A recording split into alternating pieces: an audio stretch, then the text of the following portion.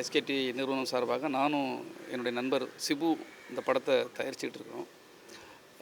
உங்கள் எல்லாருக்கும் தெரியும், இளைய தளபதி விஜய் அவர்கள், அவங்க கூடல ஸ்ருதிகாசன், ஹன்சிகா மோத்வானி, பெரிய ஆர்டிஸ்ட், இந்தியாவிலே பேசப்படுற ஆர்டிஸ்ட்டு, ஒரு புகழ் வாய்ந்த ஆர்டிஸ்ட்டு ஸ்ரீதேவி, கன்னடத்தில் சூப்பர் ஸ்டாராக பேசப்படுற சுதீப், இப்படி பெரிய நட்சத்திரங்களெல்லாம் இந்த படத்தில் நடிச்சிட்ருக்காங்க, எல்லாருக்கும் தெரியும். அது மட்டும் இல்லாமல் இதை வந்து உலகளவில் பேசப்படுற அளவுக்கு ஒரு தரமான படமாக எடுக்கணுங்கிறதுக்காக இதனுடைய போஸ்ட் ப்ரொடக்ஷன் முதல் ஃபாரிங்கில் கிராஃபிக்ஸ் மட்டும் 7 நாடுகள் நடந்துகிட்ருக்கு. ஒரு பெரிய பிரம்மாண்டமான செட்டு வந்து ஈசிஆரில் போட்டு பெரிய படமாக எடுத்து அங்கே பெரிய செட் எடுத்து எல்லாராலையும் பாராட்டப்பட்ட செட்டு அது.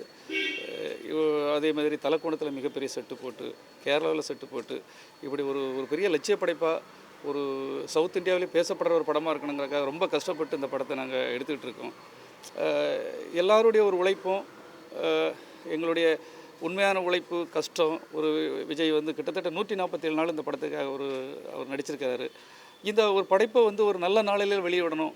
ஒரு முதல் டீசரை வந்து அவருடைய பிறந்த நாள் அன்றைக்கி வெளியிடணும்னு நாங்கள் எல்லோரும் ஆசைப்பட்டு இன்றைக்கி இரவு 12 மணிக்கு அந்த டீசர் வெளியிடணும்னு நினச்சிட்டு ரொம்ப ஆவலோட ரசிகர்களும் சரி, நாங்களும் சரி, மக்களும் சரி எல்லாம் ஆவலோடு இருக்கும்போது யாரோ ஒரு சம்மந்தம் இல்லாத ஒரு ஆள், எவனே தெரியல, வந்து எடுத்து அவன் வந்து டீசரில் வந்து போட்டு விட்டாங்க போது, டிவிகளில் எல்லாம் நெட்லெலாம் போட்டு விடும்போது அது கிட்டத்தட்ட மத்தியானம் அதை போட்டு விட்டுட்டாப்பில் எங்கள் எல்லாருக்கும் டோட்டல் அப்செட். எங்கள் யூனிட்டு, டைரக்டரு சிம்புதேவன் சாருக்கு, எல்லாருக்குமே, ஒட்டுமொத்த யூனிட்டுக்குமே, ரசிகர்களுக்கு எல்லாருக்குமே ஒரு ரொம்ப அப்செட்டு. ஏன்னா யாருடைய ப்ராடக்டை யார் எடுத்து விடுறது? கிட்டத்தட்ட இவ்வளோ பெரிய கோடிக்கணக்கில், பல கோடிக்கணக்கில் நாங்கள் கடன் வாங்கி எடுக்கிற ஒரு ப்ராடக்டை யாரோ ஒருத்தர் சாதாரணமாக எடுத்து விடும்போது அது வந்து மதன வேதனை, ரொம்ப கஷ்டமாக இருந்தது. என்ன பண்ணுறேன்னு எங்களுக்கு தெரியல. இதே மாதிரி படத்தை நாளைக்கு எடுத்து விட்டால் என்ன பண்ணுறது?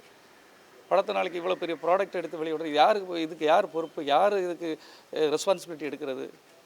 ரொம்ப ஒரு வேதனையான ஒரு கஷ்டமான கட்டத்தில் இருக்கிற மாதிரி இருக்குது இதனுடைய சூழ்நிலையெல்லாம் பார்க்கும்போது. இது என்ன நடக்க, போர் பிரேம் அவங்க சம்மந்தம், கல்யாண சாரும் பிரியதர்சன் சாரும் அவங்க நடவடிக்கை எடுக்கிறாங்க, நம்ம இல்லைன்னு சொல்லலை. ஆனால் இது நடக்காமல் பார்க்கணும். நடந்த பிறகு நடவடிக்கை எடுக்கிறது எங்களுக்கு தேவையே கிடையாது. எங்களை மாதிரி ப்ரொடியூசருக்கு அது தேவையே கிடையாது. நடக்கிறதுக்கு முன்னால் என்ன செய்யணும்னு ஒவ்வொரு அவங்க ஸ்டுடியோவிலையும் சரி, எங்கே வேலை நடந்தாலும் சரி, அவங்க சரியான பாதுகாப்பு, அதுக்கு செக்யூரிட்டிஸு எல்லாம் இனி பண்ணலைன்னா எங்களுக்கு மிகப்பெரிய ஆபத்து எங்களுக்கு காத்துட்ருக்குங்கிறத. ஏன்னா பாகுபலி இதேமாதிரி வந்துட்டுருந்தாங்க, வந்துட்டுருந்தாங்க, இப்படி ஒவ்வொரு படமும் வந்துட்டு இருந்தால் ப்ராடக்ட் பண்ணுறவங்களுக்கு ஒரு பாதுகாப்பு இல்லாமல் பயத்தை ஏற்படுத்துகிற மாதிரியே இருக்குது. இந்த போஸ்ட் ப்ரொடக்ஷன் நடக்கும்போது தகுந்த பாதுகாப்பு அவங்க ஏற்படுத்தி தரணும். அதுக்கு காவல்துறையிலேருந்து இன்றைக்கி அவங்க கம்ப்ளைண்ட் பண்ணி அவங்க பிடிச்சிருக்கிறாங்க. அதுக்கு பின்னணியில் யார் இருக்கா, என்னென்ன தப்பு நடந்திருக்குங்கிறத கண்டுபிடிச்சி இனி வருங்காலங்களில் இந்த மாதிரி தவறுகள் நடக்கக்கூடாதுங்கிறதா. எங்கள் ப்ராடக்ட்டு சின்ன விஷயத்தில் டீசரில் ஓகே, ஆனால் படத்தை எடுத்திருந்தால் நாங்கள் எங்கே போய்ட்டோம்? எங்கள் வாழ்க்கைக்கு யார் பதில் சொல்கிறது? இதுதான் எங்களுடைய கேள்வி. ஃப்யூச்சரில் இது நடக்கக்கூடாது. நடக்காமல் இருக்க என்ன பண்ணணுங்கிறதுக்கு நீங்கள் எல்லோரும் சேர்ந்தான் இதுக்கு எங்களுக்கு ஒரு சரியான பாதுகாப்பும், எங்களுக்கு வேறு என்ன சொல்லனே தெரியல எங்களுக்கு. ஏன்னா படத்தை தான் நாங்கள் கஷ்டப்பட்டு எடுக்க முடியும் சார். அதுக்கு முன்னால் இப்படி திருடி போடுறவங்கள நாங்கள் என்ன பண்ண முடியும்? எப்படி கண்டுபிடிக்கிறது? இன்று இரவு வந்து அதிகாரப்பூர்வமாக அந்த டீசரை வெளியிடுறதா திட்டமிட்டுருந்தீங்க. இப்போ என்ன பண்ண போகிறீங்க? இல்லை, இப்போ நாங்கள் வேறு வழி இல்லையே. நாங்கள் ஒரிஜினல் டீசரை நாங்கள் வெளியிட்டாச்சு. வேறு எப்படி பண்ணுறது? இப்போ அதுக்குள்ளே அவங்க ஒரிஜினல் டூப்ளிகேட் எல்லோரும் பார்க்க ஆரம்பிச்சுடுவாங்களே. டூப்ளிகேட் எவரும் ஒரு ஃப்ராடு பண்ணுறதை அனுப்பிச்சி விட்றதை அதை பார்க்க ஆரம்பிச்சோம். நாங்கள் ஒரிஜினல் கஷ்டப்பட்டு அதுக்காக அனௌன்ஸ்மெண்ட் எல்லா டிவிலையும் எல்லாலையும் விளம்பரம் பண்ணி அனௌன்ஸ்மெண்ட்டையும் எல்லாம் பண்ணிக்கிட்டு இருக்கிறோம்.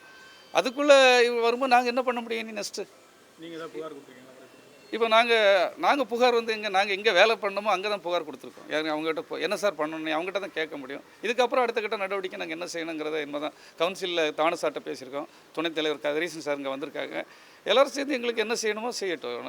இதேமாதிரி தவறுகள் எங்களுக்கு இப்போ நடந்தது ஒன்று சார், நடக்காமல் பார்க்கணுங்கிறத எங்களுடைய இது. எங்களுக்கு வந்து இனி வார காலங்களில் இந்த மாதிரி ஒரு சின்ன விஷயம் கூட இங்கே நடக்கக்கூடாது. ஏன்னா யாருடைய ப்ராடக்ட்டு யார் எடுத்து போடுறதுங்கிறது தான் இங்கே முக்கியம். அது வந்து அதுக்கு தகுந்த நடவடிக்கை எடுக்கணும். இது மூலமாக காவல்துறை நடவடிக்கை எடுத்து கண்டிப்பாக பப்ளிக் மத்தியில் பெரிய அவேர்னஸை உருவாக்கணும். சினிமா துறைக்கு ஒரு பயம் இல்லாத ஒரு வழிமுறையை அவங்க கண்டுபிடிச்சி செய்வாங்கன்னு நாங்கள் நினைக்கிறோம், நம்புகிறோம். அது எனக்கு கரெக்டாக தெரியல சார். அது அவங்களுடைய கல்யாணம் சார் தான் அதை பற்றி பேசணும். இது வந்து இவரோட தனிப்பட்ட யூடியூப் அக்கௌண்ட்டில் வந்துட்டு இப்போ ரன் ஆகிட்டு இருக்குதா, இல்லை வந்துட்டு சோனி? இல்லை 12 மணிக்கு இது போட்டேன்னு சொன்னாங்க. 2 மணிக்கு இந்த இது வந்து பார்த்து அப்படியே பார்த்து 1:30 மணிக்கு 2 மணிக்கு அது ஆட்டோமேட்டிக்காக அது ஒரு தவறாக ஆயிடுச்சின்னு நினச்சி நிறுத்திட்டாங்க. பட் இவன் என்ன பண்ணான், இவன் யாருக்கிட்ட கொடுத்தான், அவன் எங்கே போனான், அதெல்லாம் எனக்கு தெரியாது. ஆட்டோமத்தில் காவல்துறை அது சரியான நடவடிக்கை எடுப்பாங்க. இது வந்து வரக்கூடாது. இப்போ நாசிக் பிரஸில் நோட் அடிக்கிறாங்க, சிவகாசியில் நோட் அடிக்கிற மாதிரி ஆயிடுச்சு, வரக்கூடாது. இது வராமல் இருக்கிறதுக்கு தகுந்த நடவடிக்கை காவல்துறை எடுப்பாங்க. இப்போ இதை ஸ்டாப் பண்ணிட்டீங்களா இல்லை இன்னும் ரன் ஆகிட்டு இருக்கு? எடுத்தாச்சு, அவங்க எடுத்துட்டாங்க, நாங்கள் ஸ்டாப் பண்ணுறதில்ல. இவங்க யாருக்கு எப்படி அவன் அமிச்சானோ அவங்க ஏதோ ஸ்டாப் பண்ணிட்டாங்க. அதனால் இப்போ தயாரிப்பாளர் சைட்லேருந்து ஒரிஜினல் ரிலீஸ் பண்ணிட்டாங்க. ராத்திரி 12 மணிக்கு விஜயுடைய பர்த்டேக்கு ரிலீஸ் பண்ணுறது கவுண்ட் டவுன் போட்டு பண்ணுறேன்னு சொல்லியிருந்தாங்க. அது ரொம்ப சந்தோஷம். அதுக்கு முன்னாடி இது வந்ததுனால இது ரிலீஸ் பண்ணிட்டாங்க. இப்போ இல்லை, போலீஸில் கம்ப்ளைண்ட் கொடுத்துருக்கோம். போலீஸ் இப்போ அவனை அரெஸ்ட் பண்ணிட்டாங்க. ஸ்டேஷன் கூட்டிட்டு போய் அவங்கள என்ன விசாரித்து என்ன நடவடிக்கை. இது ஒரு முக்கியமான ப்ராஜெக்ட், பெரிய ஸ்டார் நடிக்கிற படம். இது எப்படி சார் இவ்வளோ கவனக்குறைவாக எப்படி சார்? கவனக்குறைவுன்னு இதில் சொல்கிறதில்ல, எல்லாரும் கவனமாக தான் இருந்திருக்காங்க. அது யானைக்கு அடி சரக்குன்னு சொல்ல மாதிரி எனக்கு இது வரைக்கும் என்னுடைய 60 வயசில் 61 வயசு எனக்கு ரன் ஆகுது. 12 வயசுலேருந்து நான் சினிமா துறையில் இருக்கேன். இது வரைக்கும் நான் யார்கிட்டையுமே கை கட்டி நிற்கவே இல்லை.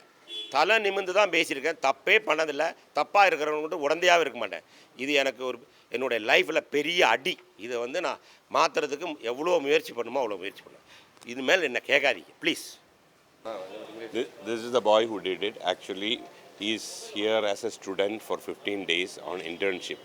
அது ஸ்டூடெண்ட்ஸுக்கு ஒரு உதவி பண்ணுற மாதிரி ஒரு 15 நாள் காலேஜ் முடித்து வரும்போது ஒரு கோர்ஸ் கொடுக்குறது நிறைய பசங்க வருவா இந்த மாதிரி. So he is also come like that and I gave him the permission to work here for 15 days as a student to learn sound mixing. And without knowing engineers, he was standing behind and he took it and put it in the net. I don't know who all are behind. That is the job of the police to find out who all are behind it. இவனை இப்போ இந்த ஒரு 4 ஹவர்ஸில் இவனை trace பண்ணோம்.